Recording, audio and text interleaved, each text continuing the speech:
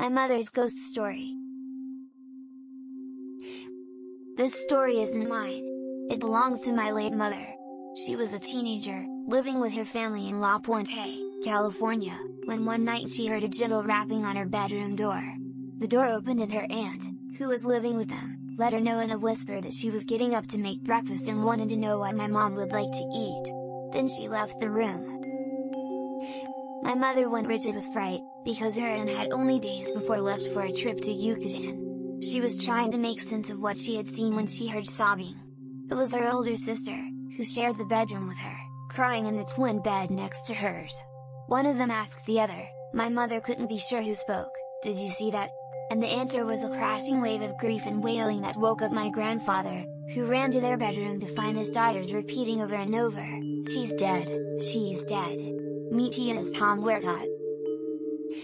After my grandfather chides his daughters for being ridiculous, there's a phone call, well before the sun has come up, then my grandfather, hurriedly dragooning my mother, who, at 16, had just earned her California driver's license, to take him from La Puente to LAX amid early morning traffic, so he could fly to Yucatan where he just learned his sister had been killed in a grisly car accident.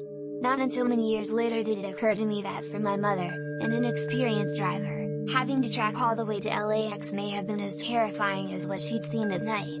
But when your mother is first telling you her ghost story at night, and you couldn't have been older than 8, that sort of detail can escape you. Soon, the home in La Puente is haunted, she said, or at least the hallway leading to the bedrooms.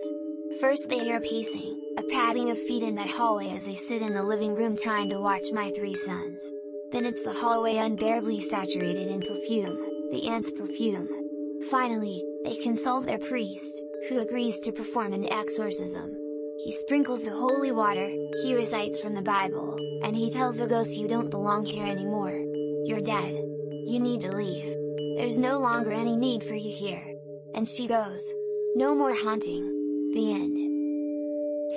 When my mother bequeathed her haunting to her children, I'll never know. Over the years, I've tried to guess.